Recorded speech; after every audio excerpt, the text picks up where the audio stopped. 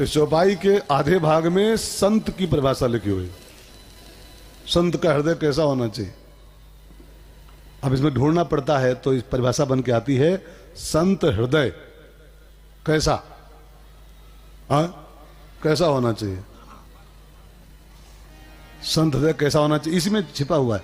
संत हृदय जस गत मद मोहा, जिसने अपने जीवन के अंदर बैठे हुए समस्त मदों को और समस्त मोहों को बैठाल दिया है, नीचे को सारी मिट्टी बैठाल दिया है, और उसका हृदय जैसे शरद ऋतु में तालाबों का पानी निर्मल हो जाता है, जिसका हृदय ऐसे निर्मल हो गया है, गत मद मोहा, तब जानना कि ये संत हृदय हो गया। संत हृदय, कपड़ा बदलने से कुछ नहीं होता है, जिसका हृदय गत मद मोहा हो गया, अब पैंट पहने रहो कोई हर्ज नहीं, अगर आप मद और मोह से आपका दिल मुक्त हो गया तो आप संत हो गए, संत हो गए।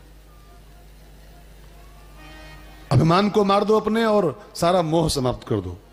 यद हरेओ विरजेत, भागवत में गोपियां कहती हैं इंसान को सन्यास तभी लेना चाहिए, मनुष्य को कब लेना चाहिए, सन्यासी बनने का अधिकार कब मिलता है, बचपन में ही मुड़ मुड़ा दे कोई सन्यासी बना दे।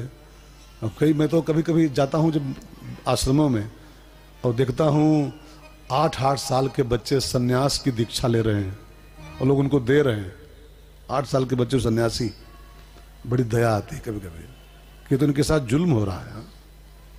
अब 8 साल के बच्चों को लंगोटी बांध दी जाए और उनका मोड़ दिया जाए, अब चलो तुम सन्यासी होएगी हो, सन्यासी होएगी हो, बहुत बड़ा ही अपराध है मेरी समझ से। शास्त्रों में ये आज्ञा नहीं है। आदमी को पहले जीवन का रस लेने दो यार, शादी वादी करे, थोड़ा बच्चा उच्चा खिलावे, और पहले उसका गत मद मोहा तो हो जावे, गत मद मोहा। इसलिए हमारे आज्ञा ना, यद हरेओ विरजेत तद हरेओ प्रव्रजेत। इंसान को परिव्राजक तभी बनना चाहिए जब उसके अंदर परम वैराग्य पैदा हो जाए। गत मद मोहा, गत मद मोहा, जीवन का समस्त मद और समस्त मोह गत हो जाए, तब जानना कि अब इसका हृदय संत हृदय हो गया है। तो सरिता सर निर्मल जल सोहा, संत हृदय जस गत मद मोहा। अगली चौपाई बड़ी प्यारी है, बहुत प्यारी चौपाई, ध्यान देकर सुनेगा।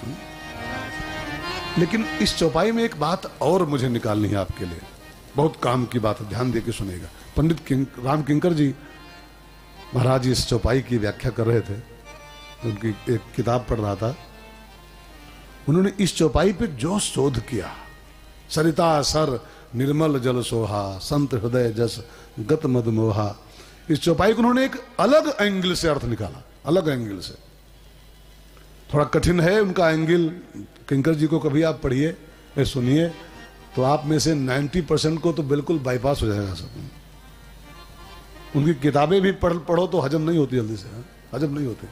किंकर साहित्य कभी लाओ, किंकर जी का साहित्य, और एक किताब पढ़ के देखो उनकी, तो आपकी खोपड़ी में ब्लास्ट हो जाएगा, खोपड़ी में ब्लास्ट हो जाएगा। इतना घुमावदार भाषा उनकी है, इतना क्लिष्ट शोध पंडित जी का है, क्लिष्ट शोध। तो मैं अभी पढ़ रहा था आज सवेरे ही, तो मैंने इस चौपाई पर उनका चिंतन जब पढ़ा तो उन्होंने एक अलग अर्थ इसको दिया है, इस चौपाई को। बहुत प्यारा अर्थ है, किंकर जी का अर्थ बताया हुआ है, थोड़ा सा ध्यान देके सुन लो। उसके पहले थोड़ा सा प्रभु का नाम गा लो, सुनने की तैयारी कर लो, वो कठिन बात है, थोड़ा सा पहले तैयार हो जाओ। सब लोग गाओ। गोविंद मेरो है, गोपाल मेरो है,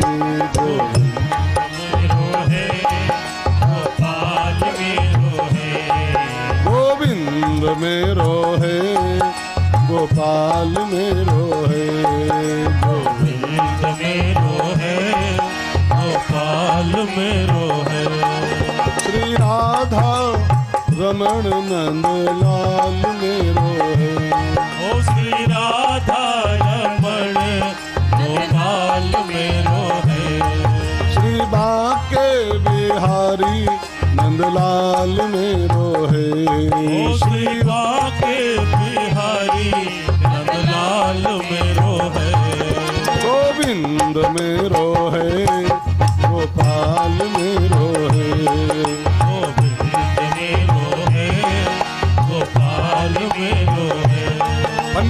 इस चौपाई पर बोल रहे थे कि बरसात में पानी गिरता है तो तालाबों में, नदियों में पानी भरता है वो, लेकिन वो पानी शुद्ध नहीं होता, पीने योग्य नहीं होता है।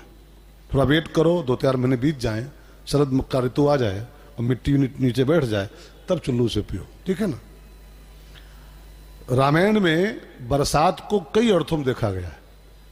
बरसात माने एक तो ऋतु बरसात की होती है, लेकिन पानी बरसने को, बरसात के मौसम को तुलसी ने रामायण में कई दृष्टिकोण से देखा है। बरसात का एक अर्थ बड़ा बढ़िया लिखा हुआ है, पंडित जी ने इसको इसी अर्थ में लिया, बरसहि राम सुजस बरवारी। बरसात में जैसे पानी गिरता है ना, ऐसे राम कथा के पंडालों में भी वर्षा ही तो होती है, वर्षा ही तो है। अब वर्षा को खाली वही वर्षा रूप मानते रहो तो ठीक बात नहीं है। ये वर्षा नहीं हो रही है क्या? आप भीग नहीं रहे हो क्या? बरसा बादल प्रेम का भीज गया सब अंग। कबीरदास जी कहते मेरा गुरु ऐसी वर्षा करता है, आनंद ही आनंद बरस रहा। क्या वर्षा नहीं है क्या है? खाली वह वर्षा होते का, यहां भी वर्षा ही हो रही है। बरसहि राम सुजस बरवारी, बरसहि राम सुजस बरवारी। मधुर मनोहर मंगलकारी, मधुर मनोहर मंगलकारी। राम कथा जब होती है ना, तो वहां पर राम जी के मनोहर यश की वर्षा होती है। बरसहि राम सुजस, बरसहि राम सुजस, ठीक है ना। लेकिन जैसे वो वर्षा होती है तो उस बरसात का पानी जो इकट्ठा होता है नदियों तालाबों में, वो सीधे नहीं पीने वाला होता है, थोड़ा वेट करके तब पीने वाला होता है। इसको ध्यान देके सुनेगा। जब वो वर्षा होती है तो मान लो तलियम भरा पानी ताल में, और वो सब रास्ते का गोबर और कचरा लेके से भर गया मटमेला, अब जाके वही पी लो तो फिर जिंदगी बचेगी, शायद मर पहले जाओगे। हाँ? पता नहीं अंदर कौन वायरस पहुंच जाए। और इसलिए थोड़ा इंसान को वेट करके, शरद ऋतु आ जाए, मिट्टी बैठ जाए, पानी स्वच्छ हो जाए, तब उसको यूज करना चाहिए, तब पीना चाहिए। अब पंडित जी ने उसको इस अर्थ में बताया कि राम कथा के पंडाल में जब आओ, यहां भी वर्षा हो रही है, तो इसको डायरेक्ट सुन के फॉलो मत करो, इसको सुन के और तुरंत मत उतारो जीवन में। ऐसे सुना, ऐसे उतार लिया तो हो सकता है आपको रिएक्शन कर जाए। तो कोई पूछ सकता है कि महाराज अब यहां फिर आवे हम का है, आए ही क्यों हैं? भाई जो सुने होगा उतारें, है ना, सुने उसको उतारें सीधे जीवन में। हाँ, सीधे उतारने की आज्ञा मिली ही नहीं है शास्त्रों में। राम कथा को भी बिल्कुल सीधे सुन के सीधे उतार लो, ये आदेश नहीं है शास्त्रों में, नहीं है। थोड़ा एक क्रम बनाओ, पहले कुछ मिट्टी उसकी बैठने दो। इसलिए लिखा है श्रवण के बाद उतारना नहीं होता है, श्रवण के बाद एक स्टेप और है। कौन सा स्टेप है? कौन सा स्टेप? मनन। मनन माने क्या होता है? थोड़ा थिराने दो उसको, थोड़ा थिराने दो, थोड़ा मिट्टी बैठने दो। और मनन करके जब मिट्टी बैठ जाए और पानी का गंदापन खत्म हो जाए और तब उसको सेवन में लो तो जिंदगी बच सकती है। और गंदा पानी पी लोगे डायरेक्ट बिना मनन के ही, तो फिर आपको रिएक्शन भी हो सकता है। कथा को सीधे सुन के निधिध्यासन नहीं करना चाहिए, मैंने उतारना नहीं चाहिए उसको। पहले सुनिए, थोड़ा मनन कीजिए, थोड़ा मिट्टी बैठने दीजिए। फिर कथा में सब बातें आपके लिए नहीं होती हैं। कथा में सब बातें आपके कल्याण के नहीं होती। कुछ बातें होती जो मटमेली होती हैं कथा में, मटमेली। जैसे मेडिकल स्टोर पर हर दवा आपके काम की नहीं होती, इसको ठीक समझिएगा। दवा की दुकान भले है, वो पूरा कमरा भरा पड़ा है दवाइयों से, लेकिन उसमें उस कमरे की हर दवा आपकी योग्य नहीं है। अब कोई दवाई तो है, लाओ कुछ चबाई जाए, लाओ कुछ खाए ली, तो फिर चांस दूसरे बन जाएंगे, दूसरे बन जाएंगे।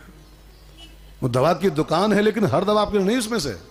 हमें दवा आपको सेलेक्ट करनी पड़ेगी, आपको बीमारी क्या है, फिर उस बीमारी की दवा क्या है, तब वो लेनी पड़ेगी आपको। अब चाहे जो डिब्बा उठाओ, खा लो 5 गोली, पता लगी मरेंधर है, मरेंधर है। हर दवा फायदे नहीं करता, कोई दवा रिएक्शन करती है बहुत भयंकर वाला, हाँ? ठीक है। ऐसे कथा में जब आओ तो हर बात आपके कल्याण के लिए नहीं होती है। कुछ बातें खाली प्रपंच होती हैं, कुछ बातें इंटरटेन होती हैं समाज के लिए। अब यहाँ कुछ शेरो शायरी होगी, कुछ फिल्मी गाना होंगे, कुछ चुटकुला होंगे, कुछ हंसी मजाक भी होगा, कुछ मस्खरी होगी। अब नहीं होगी तो लोग बोर हो जाएंगे। अब सूधा पकड़े सूधे पी जाओ, हाँ? तो रिएक्शन हो जाएगा। तो उसको बैठने दीजिए, पहले मन को लगाइए काम पर, इसमें छाटो तुम्हारे काम की बात कौन सी है, तुम्हारे फायदे की बात कौन सी है। अब हमको 3 घंटा बोलना है, समाज को बैठालना है 3 घंटे, है ना? ये बोर हो जाएंगे तो उठ के चल पड़ेंगे। अभी कुछ हंसी मस्करी करनी पड़ती है, कुछ चुटकुलेबाजी करनी पड़ती है, कुछ फिल्मी गाने गाने पड़ते हैं, कुछ हंसी मजाक करना पड़ता है, कुछ हंसाना पड़ता है। अब वो सब बकवास होता है, वो सब बकवास है, राम कथा थोड़ा है वो।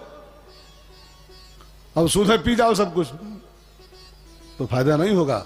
उसका पहले मनन करो कि मैंने जो आज सुना है इसमें से हमारे फायदे की बात कौन है, हमारे कल्याण की बात कौन है, इसमें से कौन सी बात हम अपने जीवन में उतारे तो हमारा बेड़ा पार हो जाएगा। ठीक है ना? पहले श्रवण, उसके बाद मनन और उसके बाद निधिध्यासन। ये क्रम है हमारे यहाँ शास्त्रों में लिखा हुआ। तो सरिता सर निर्मल जल सोहा, लेकिन तुरंत नहीं, वर्षा में नहीं सोहा। जब शरद ऋतु आती है, धीरे धीरे मिट्टी बैठ गई, तब निर्मल पानी हो गया। अब उस पानी को पियो, उस पानी को पी सकते हो। अगली चौपाई लीजिए। रस रस सुख सरित सर पानी, रस रस सुख सरित सर पानी, ममता त्याग करहि जिम ज्ञानी, ममता त्याग करहि जिम ज्ञानी, रस रस सुख सरित सर पानी, रस रस सुख सरित सर पानी, ममता त्याग करहि जिम ज्ञानी, ममता त्याग करहि जिम ज्ञानी। शरद की ऋतु के लक्षण गोस्वामी जी दिखा रहे हैं और साथ साथ कुछ अच्छी अच्छी बातें दे रहे हैं। एक एक बात को ध्यान देकर नोट करते रहो। शरद ऋतु में, बरसात में जो तलिया तालाब सब फुल हो जाते हैं ना, पूरे फूल खचाखच। लेकिन जब शरद ऋतु आती है, कुंवार कार्तिक आता है, तो रस रस सूख सरित सर पानी।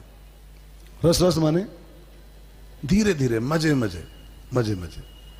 तलियों का पानी, तालाबों का पानी सूखना शुरू करता है। एकदम नहीं सूखता है, एकदम नहीं। आज जाओगे सवेरे तो 1 अंगुल घटा मिलेगा, कल फिर जाओगे तो आधा अंगुल फिर सूखा मिलेगा, फिर परसों जाओगे आधा अंगुल फिर कम मिलेगा। बरसात खत्म होते ही पानी एकदम नहीं खत्म होता है। तालाबों का पानी, पोखरों का पानी, नदियों का पानी धीरे धीरे कम पड़ता है। ठीक है ना? चौपाई के अर्थों पर ध्यान दीजिए। रस रस सूख सरित सर पानी, इसका दृष्टांत क्या है? ममता त्याग करहि जिम ज्ञानी। जो ज्ञानी पुरुष होते हैं, जैसे ममता का त्याग करते हैं, एकदम नहीं, एकदम नहीं, धीरे धीरे ममता छोड़ जाती, धीरे धीरे से ज्ञानी पुरुष अपने जीवन की ममता का धीरे धीरे त्याग करते हैं। ऐसे शरद ऋतु आती है तो तालाबों का पानी धीरे धीरे कम पड़ना शुरू होता है। अब इसी बहाने मानो एक परिभाषा छिपी है, ज्ञानी कौन? ये ज्ञानी परिभाषा भी है। जो किताब बांचता हो ज्ञानी है, कथा बांचता हो ज्ञानी है? नहीं। ममता त्याग करहि जिम ज्ञानी। धीरे धीरे अपने जीवन की ममता का त्याग करना शुरू करे जो, वो ज्ञानी है। किताब कितनी बढ़िया बांच लेता हो, गीता पर, भागवत पर, रामायण पर, वेदों पर कितना बढ़िया बोल लेता हो, लेकिन बात बात में मैं करता हो, मेरा मेरा करता हो, वो ज्ञानी नहीं है, ज्ञानी नहीं। ज्ञानी कौन? ममता त्याग करहि सो ज्ञानी। तो रस रस सुख सरित सर पानी, रस रस सुख सरित सर पानी, ममता त्याग करहि जे में ज्ञानी, ममता त्याग करहि जे में ज्ञानी, ममता त्याग करहि जे में ज्ञानी। और एक बात इसमें ध्यान देके सुनने जैसी बात है कि ममता का त्याग एकदम हो भी नहीं सकता है, एकदम नहीं हो सकता है। उपदेश करना आसान है, बोलना आसान है, सब छोड़ो यार, सब छोड़ो यार, बोलने में कोई लागत है? अरे सब मिथ्या है, सब छोड़ दो, सब बीबी भी क्या होती है, अच्छा बच्चा क्या होते हैं, गैया भैंसिया क्या होती है, जमीन जायदाद क्या होती है। बोलना बहुत इजी है ये बातें हैं, लेकिन ममता का त्याग तो रस रस ही हो पाता है, रस रस, थोड़ा थोड़ा थोड़ा थोड़ा, एकदम नहीं ममता छूटती। भगवान राम ने भी यही कहा है, एक एक की ममता छोड़ो, एक एक बारी बारी, जननी जनक, एकदम सबकी नहीं, नाम अलग अलग गिनाए गए। नाम अलग अलग क्यों गिनाए गए? एक एक को डिटेच करो धीरे धीरे, एक एक से। एकदम सबको छोड़ दोगे तो पागल हो जाओगे आप, बाकी वो भी सब पागल हो जाएंगे, आप भी पागल हो जाओगे। इसलिए जननी जनक, फिर बंधु, फिर सुत, फिर दारा, फिर तनु, फिर धनु, फिर भवन, फिर सुहृद, फिर परिवार, है ना। जननी जनक, एक एक step by step, step by step. जननी जनक बंधु सुत दारा, तनु धनु भवन, सुहृद परिवारा, तनु धनु भवन, सुहृद परिवारा। और बारी बारी सब कै ममता ताग बटोरी, सब कै ममता ताग बटोरी। मम पद मनहि बांधु बरि डोरी, मम पद मनहि बांधु बरि डोरी।